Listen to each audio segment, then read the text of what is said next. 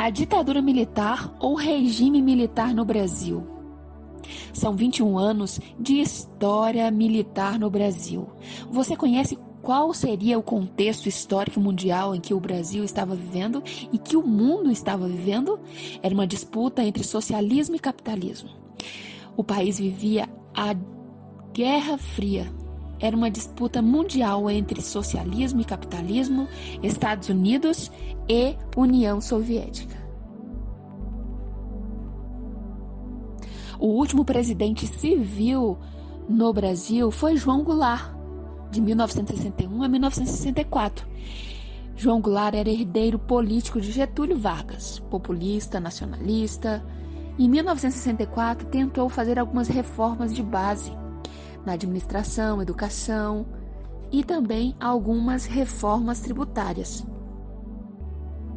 As reformas de base de João Goulart não recebeu apoio da ala mais conservadora. O golpe militar 31/3 de 1964 tinha como objetivo combater a corrupção e a subversão, o comunismo. A intervenção militar era anunciada como passageira, golpe, limpeza e retorno aos quartéis.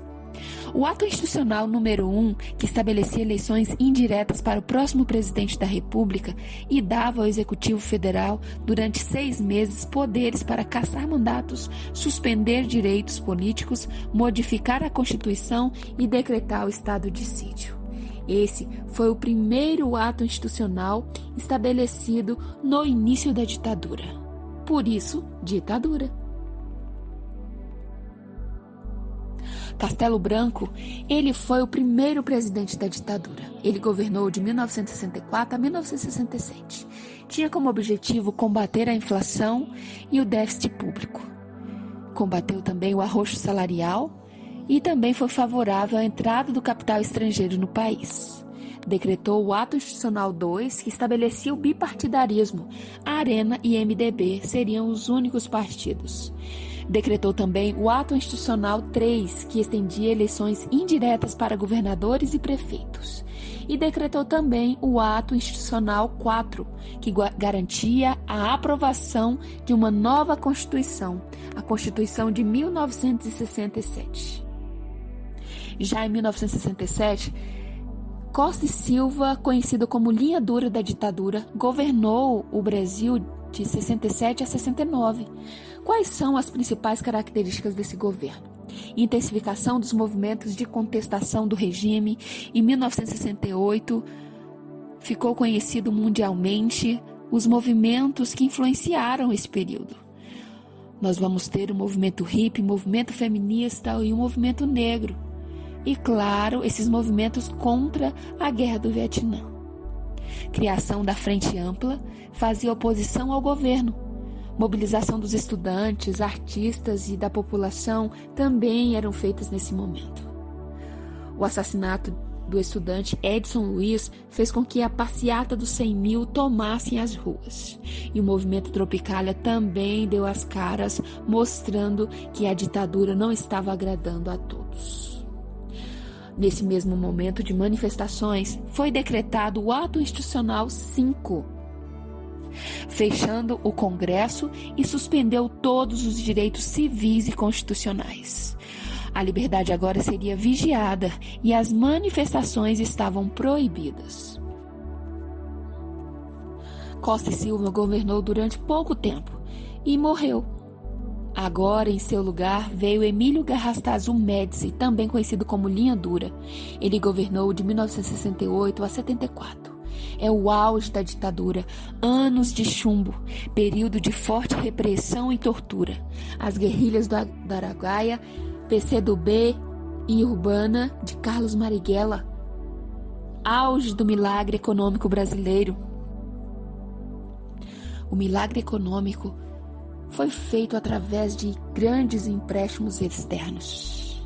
Fez com que o PIB crescesse aceleradamente e desenvolveu algumas práticas políticas no Brasil, mas sem grandes conquistas sociais.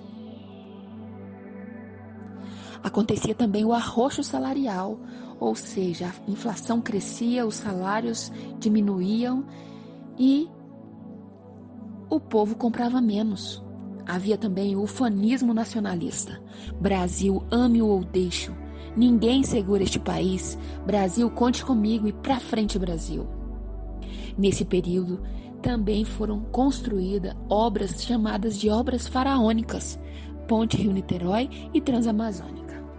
No governo Emílio Garrastazu Médici, também é conhecido como linha dura, e foi um momento muito triste na ditadura militar no Brasil.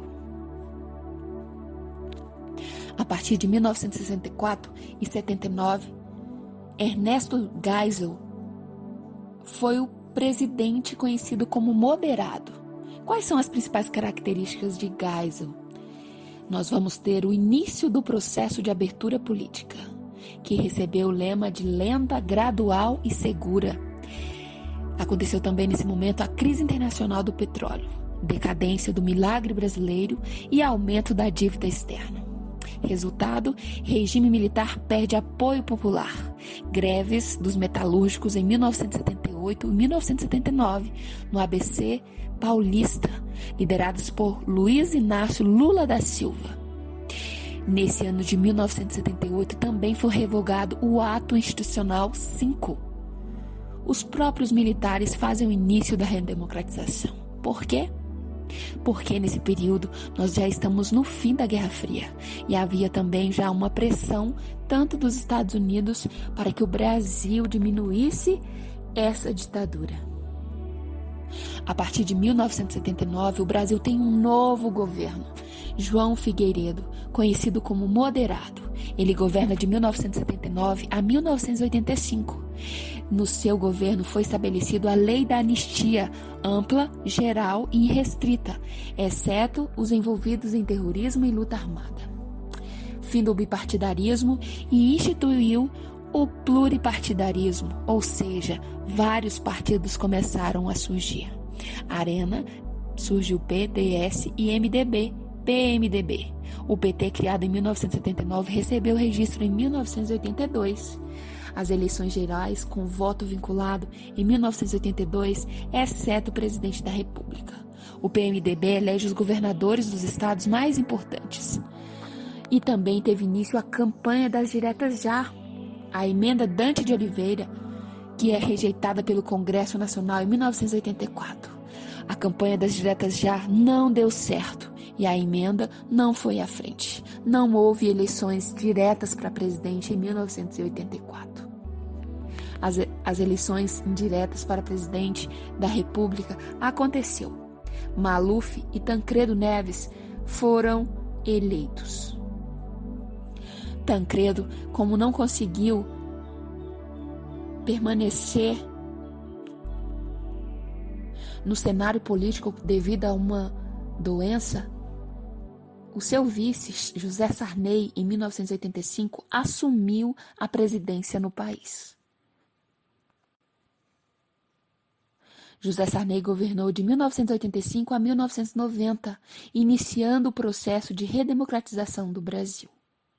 Foi feita em 1988 a Constituição Cidadã, onde vários artigos foram regulamentados e ainda continuam sendo reformulados.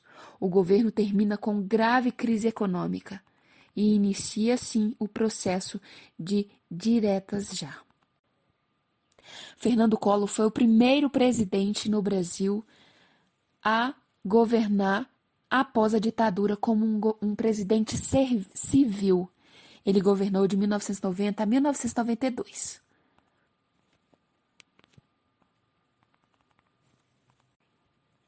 Em seu governo foi implantado o Plano Collor, ou Brasil Novo, instituído pela ministra Zélia Cardoso de Mello. Instituição do Cruzeiro congelou preços e salários, confiscou contas correntes, poupanças e aplicações do que excedia 50 mil cruzeiros. Iniciou o efetivo no Brasil do neoliberalismo, a abertura do mercado nacional aos produtos importados e início da privatização de estatais, começando pela Uzi Minas. Aconteceu várias manifestações, a passeata contra o governo chamada de Caras Pintadas. Foi implantado a CPI e o pedido de impeachment. Collor renunciou e aí o seu vice Itamar Franco subiu ao poder. Itamar Franco governou de 1992 a 1994. Nesse governo houve uma recessão e o aumento da inflação, corrupção, CPIs, e nesse momento foi feito o Plano Real, através do ministro Fernando Henrique Cardoso. Essa criação trouxe estabilidade econômica ao país e novas eleições foram convocadas, sendo eleito Fernando Henrique Cardoso. Esse é um processo de ditadura militar no Brasil. O Brasil conseguiu se reerguer novamente como uma democracia. Se você gostou do vídeo, deixe o seu like e, claro, se inscreva no canal.